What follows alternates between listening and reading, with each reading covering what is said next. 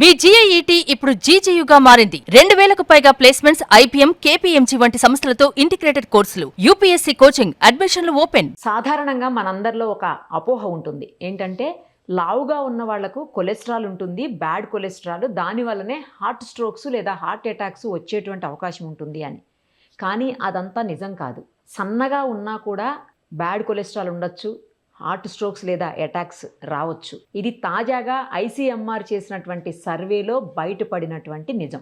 ఇదే విషయం మీద మనతో మాట్లాడేందుకు ప్రముఖ కార్డియాలజిస్ట్ డాక్టర్ రవికాంత్ గారు లైవ్ కాల్ అందుబాటులో ఉన్నారు. ఒక్కసారి డాక్టర్ గారితో మాట్లాడి అన్ని వివరంగా తెలుసుకుందాం. డాక్టర్ గారు నమస్తే అండి. నమస్తే అండి. డాక్టర్ గారు, తాజాగా ICMR చేసినటువంటి సర్వే దాదాపు 23,665 మంది మీద సర్వే చేస్తే ఆ సర్వేలో తేలింది ఏంటంటే సన్నగా ఉన్న వాళ్ళల్లో కూడా ప్రాబ్లమ్స్ ఉన్నాయి, వాళ్ళకి బ్యాడ్ కొలెస్ట్రాల్ ఉంది, ఆ కొలెస్ట్రాలే తర్వాత హార్ట్ అటాక్స్కి రాబోయే రోజుల్లో కారణమవుతుందని, అలాగే ఇదివరకు ఇట్లాగా 40-50 ఏళ్ల తర్వాత 60 ఏళ్లకో హార్ట్ స్ట్రోక్స్, హార్ట్ అటాక్స్ కాదు, 30 నుంచి కూడా వచ్చే అవకాశం ఉంది, 30 ఏళ్లలో కూడా. తర్వాత వాళ్ళు రెగ్యులర్గా చాలా సన్నగా ఉన్నాము, లీన్గా ఉన్నాము, మనకు అసలు హెల్తీగా ఉన్నాము అని అనుకోవాల్సిన అవసరం లేదు, అలా బక్కపలచగా సన్నగా ఉన్నా కూడా హార్ట్ స్ట్రోక్స్ వచ్చే అవకాశం ఉంటుంది అని చెప్పేసి ఆ సర్వేలో తేలిందని తెలుస్తుంది. సో లిపిడ్ ప్రొఫైల్ టెస్ట్ అనేది ఎవ్రీ ఇయర్ ఖచ్చితంగా 25 ఏళ్ళు దాటిన అందరూ చేయించుకోండి అని చెప్పేసి ICMR సర్వే ఒక సజెషన్ ఇస్తున్నటువంటి పరిస్థితి. ఇందులో నిజం ఎంత డాక్టర్ గారు? ఒకసారి డీటెయిల్గా చెప్పరా? యాక్చువల్గా ఎప్పుడు ఉండే ఇదే అంటే నేను కొత్తగా కనుక్కున్న విషయం కాదు. అందరికి అపోహ ఉంటుంది. ఏమిటి అంటే లావు ఉంటే కొలెస్ట్రాల్ ఎక్కువ ఉంటుంది, అసలు లావ్ అనేది కొలెస్ట్రాల్ అనుకుంటారు. అవును, వాస్తవానికి కొలెస్ట్రాల్ వేరు, లావు వేరు. లావు అంటే ఊబకాయం, ఒబెసిటీ. అంటే లావు, కొలెస్ట్రాల్ ఎక్కువ రెండు సపరేట్ రిస్క్ ఫ్యాక్టర్స్. అంటే నువ్వు కొలెస్ట్రాల్ ఎక్కువ ఉండాలి అంటే లావు ఉండక్కర్లే. లావు ఉన్న వాళ్ళకి కొలెస్ట్రాల్ అధికంగా ఉంటే అది ఇంకొక risk factor, double risk factor. So లావు ఉండి కొలెస్ట్రాల్ ఎక్కువ ఉంటే 2 రిస్క్ ఫ్యాక్టర్లు ఉన్నట్టు. లావుగా ఉండి కొలెస్ట్రాల్ నార్మల్ ఉన్నా కూడా నీకు గుండెకి రిస్క్ అవుతుంది అది. సో సిమిలర్ గా సన్నగా ఉండి కొలెస్ట్రాల్ ఎక్కువ ఉన్నా కూడా ఫ్యూచర్ లో coming down the line 10 years risk, Framingham risk score అంటాం.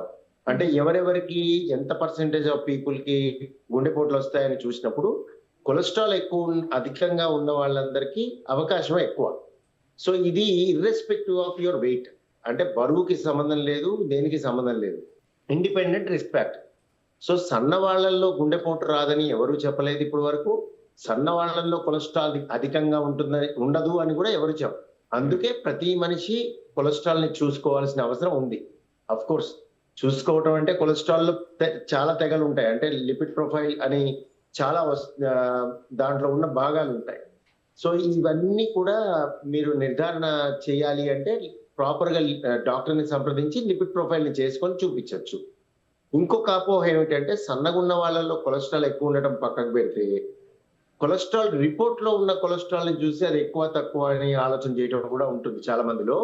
సో కొలెస్ట్రాల్ పక్కన ఉన్న వాల్యూలు నార్మల్, అబ్నార్మల్, వెరీ హై అట్లా ఉంటాయి.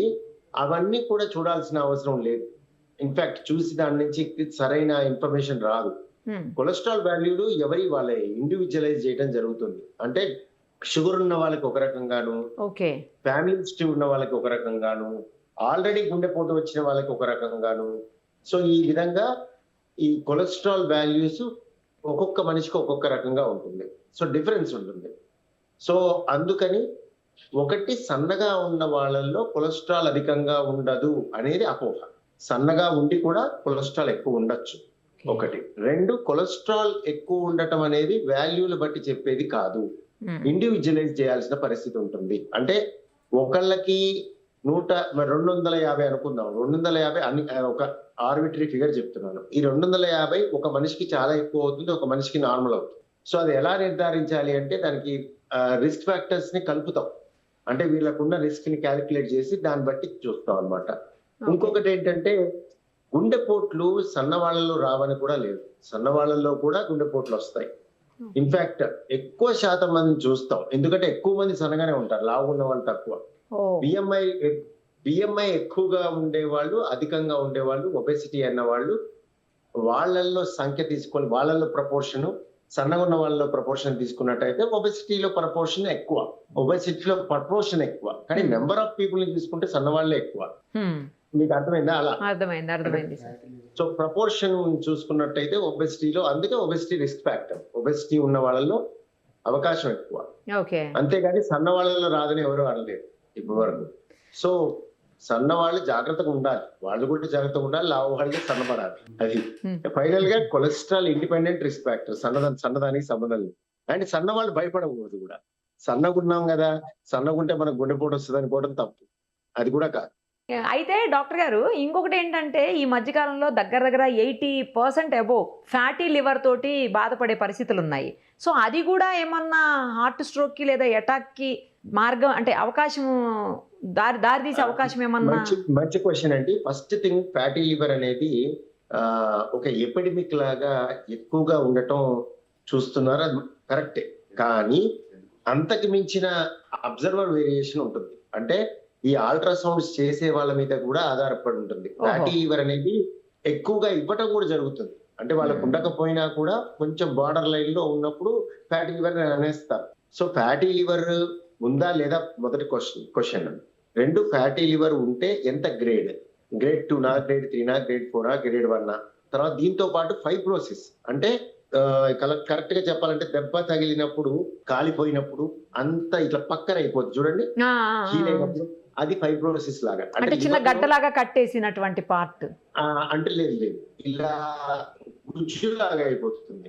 కాలిపోయినప్పుడు అవుతుంది చూడండి, కొన్నాళ్ళకి ఆ భాగం అంతా కాలిపోయిన మనకి ఎలా తెలుస్తుంది? పక్కన అవుతుంది, అంటే ఫైబ్రోసిస్ అంటారు దాన్ని. అంటే అన్ని దగ్గరికి వచ్చేస్తాయి. సో లివర్ కూడా అలా ఫైబ్రోసిస్ లోకి వెళ్ళొద్దా అనేది ఒక ప్రశ్న. సో ఫ్యాటీ లివర్ తో పాటు ఫైబ్రోసిస్ అనేది ఫైబ్రోస్కాన్ ద్వారా తెలుసుకుంటారు.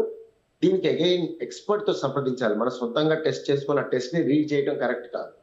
ఎందుకంటే గ్రేడ్ 1 ఫ్యాటీ లివర్ అనేది కామన్ గా హెల్త్ చెకప్ లో మనం చూస్తూ పోతూ ఉంటాం. అవన్నీ గ్రేడ్ 1 ఫ్యాటీ లివర్లు, అన్ని గ్రేడ్ 1 ఫ్యాటీ లివర్లు గ్రేడ్ 1 ఫ్యాటీ లివర్లు కాకపోవచ్చు, ఒకటి. రెండు, అది గ్రేడ్ 1 ఫ్యాటీ లివర్ అయినా కూడా ప్రమాదకరం కాకపోవచ్చు, అంటే మెజారిటీలో ప్రమాదకరం కాదు. అండ్ ఇది రిస్క్ ఫ్యాక్టర్ విషయానికి వస్తే, ఇది గుండెకి సంబంధించిందా అనే దానికి వస్తే, ఇక్కడ ఫ్యాటీ లివర్ ఎలా వచ్చిందో దానికి కారణాలు మోస్ట్ కామన్ గా ఆల్కహాల్ కానీ హై కొలెస్ట్రాల్ కానీ ఉండొచ్చు. సో ఇందులో హై కొలెస్ట్రాల్ అనేది గుండెకి కూడా ఎఫెక్ట్ చేసే అవకాశం ఉంటుంది. కొంతమందికి లివర్ కి ఎఫెక్ట్ చేస్తుంది, కొంతమందికి గుండె ఎఫెక్ట్ చేస్తుంది. డైరెక్ట్ గా ఫ్యాటీ లివర్ గుండెకి లింక్ లేదు, కానీ ఫ్యాటీ లివర్ వచ్చిన కారణాలు ఏవైతే ఉన్నాయో అవి కూడా గుండెని దెబ్బతీయచ్చు ఆ విధంగా. సార్ అయితే ఇప్పుడు తిన్గా ఉన్నంత మాత్రాన లోపల తిగ్గలేదనుకోవడానికి లేదు. సన్నగా ఉన్నాం, మన హ్యాపీ, మనకి ఏమి హార్ట్ స్ట్రోక్స్ అటాక్స్ రావు అట్లా అనుకోవడానికి లేదు అయితే? అస్సలు లేదు, అస్సలు. ఓకే. ఇప్పటి వరకు పబ్లిక్ అదే ఒపీనియన్ తో ఉన్నారు ఆల్మోస్ట్ అందరూ. నేను ఇంకా ఒకటి చెప్పగలను, లేదండి అంటే సన్నగా ఉండటమే కాదు, సన్నగా ఉన్నాను, పద్ధతిగా ఉన్నాను, ఏ హ్యాబిట్స్ లేవు, సరిగ్గా పడుకుంటున్నాను, హ్యాబిట్స్ లేవు, స్ట్రెస్ ఫ్రీగా ఉన్నాను, మా ఫ్యామిలీలో ఎవరికి లేదు అన్నా కూడా మీరు సేఫ్ కాదు. అట్లని చెప్పి భయపడకూడదు. ప్రతి మనిషికి రాదు కదా. 1% ఆఫ్ పీపుల్ తీసుకుంటే ఈ గ్రూప్ లో తక్కువే. అన్ని జాగ్రత్త పడి మనం అనుకున్నవి ఏవైతే, షుగర్ లేదు, బీపీ లేదు, స్మోక్ చేయరు, డిసిప్లిన్ గా ఉంటారు, సన్నగా ఉంటారు, సరిగ్గా తింటారు, సమయానికి పడుకుంటారు, అన్ని సరిగ్గా ఉన్నాయి, సక్రమంగా ఉన్నాయి, నాకు రాదా అనే ప్రశ్న వేస్తే వచ్చే అవకాశం తక్కువ అని చెప్పగలవు, కానీ రాదు అని అయితే చెప్పలేము. అదే చెప్పలేము, అవకాశం తక్కువ. దీనికి భిన్నంగా ఉన్న వ్యక్తిలో తీసుకుంటే 100లో 30 మందికో 15 మందికో ప్రాబ్లం వస్తుంది. ఇలాంటి తెగని తీసుకున్నట్టయితే 100లో 1000లో ఒకళ్ళకు, 10,000లో ఒకళ్ళకు వస్తుంది. సార్ ఇప్పుడు మామూలుగా నార్మల్గా ఈ హెల్త్ చెకప్స్ కావచ్చు, లేకపోతే మాస్టర్ హెల్త్ చెకప్ అని, బాడీ హెల్త్ చెకప్ అని రకరకాలు ఉన్నాయి కదా. ఇలాంటి టెస్ట్లన్నీ కూడా ఇయర్లీ వన్స్ చేయించుకోవాలి అని చెప్తుంటారు. దాంతోపాటు ఏంటంటే అది 40 అబోవ్ వెళ్ళిన వాళ్ళకు. బట్ ఇప్పుడున్నటువంటి కండిషన్స్లో 30-35 తర్వాతనే కంపల్సరీ చేయించుకోండి ఇయర్లీ వన్స్ టెస్ట్లు, ఎస్పెషల్లీ లిపిడ్ ప్రొఫైల్ కంపల్సరీ చేయించుకోండి అని చెప్తున్నారు. నిజమేనా సార్ ఇది? అంటే లిపిడ్ ప్రొఫైల్ చేసుకోవటం కంటే ముఖ్యము ఇవి కావు, ఇవి చేసుకోవాలి కరెక్ట్. కానీ సంప్రదించాలి. డాక్టర్ని సంప్రదించకపోతే ఎన్ని పరీక్షలు చేసుకున్నా వృధానే. వేస్ట్. ఎందుకు అంటే చాలా మంది దాన్ని వాళ్ళు చదువుకొని అది నార్మల్ అనుకొని ఒకళ్ళు ఎక్కువగా ఉందనుకొని కంగారు పడిపోవడం జరుగుతూ ఉంటాయి. సో వైద్యుని సంప్రదించడం చాలా ముఖ్యం. అంటే మీరు చేసుకున్న పరీక్ష సరైందా కాదా, అంటే లిపిడ్ ప్రొఫైల్ అనే కాదు అసలు అది మీకు అప్రోప్రియేటా, అది కాకుండా వేరేవి చేయాలా, ఒక్కొక్క మనిషికి ఒక్కొక్క రకంగా ఉంటాయి. ఇంకోటి ఈ పరీక్షలు హెల్త్ చెకప్ అనరు యాక్చువల్ గా, ఇవి యాన్యువల్ బ్లడ్స్. హెల్త్ చెకప్ అని మీరు ఎప్పుడు అనాలి అంటే జనరల్ గా మీరు కొలనోస్కోపీ 45 ఏళ్ళు దాటిన వాళ్ళకి health checkup, mammography, Pap smear women లో, బ్రెస్ట్ ఎగ్జామినేషన్, ఇవి హెల్త్ చెకప్స్. అవి యాన్యువల్ గా చెప్పిన విధంగా ఒక ప్రోటోకాల్ విధంగా పోతాయి. అవి హెల్త్ చెకప్స్. ఇవన్నీ యాన్యువల్ బ్లడ్స్, సంవత్సరానికి ఒకసారి బ్లడ్ టెస్ట్లు. వీటిని హెల్త్ చెకప్ అనకూడదు వాస్తవానికి. సో వీటిని ప్రివెన్షన్ కి వాడతారు. అవి క్యాన్సర్ స్క్రీనింగ్, హెల్త్ స్క్రీనింగ్. అది ఇది స్క్రీనింగ్ టెస్ట్ కావు. ఫ్యూచర్ లో వ్యాధి రాకుండా ప్రయత్నం ముందే పట్టుకొని రిస్క్ ఫ్యాక్టర్స్ ని పట్టుకొని మనం గ్రహించి వాటిని ట్రీట్ చేయటాన్ని. అవి ఏంటి యాక్చువల్ స్క్రీనింగ్ టెస్ట్లు, అవి హెల్త్ చెక్ కింద వస్తాయి. ఓకే, రైట్ డాక్టర్ గారు, చాలా మంచి ఇన్ఫర్మేషన్ ఇచ్చారు. Thank you so much.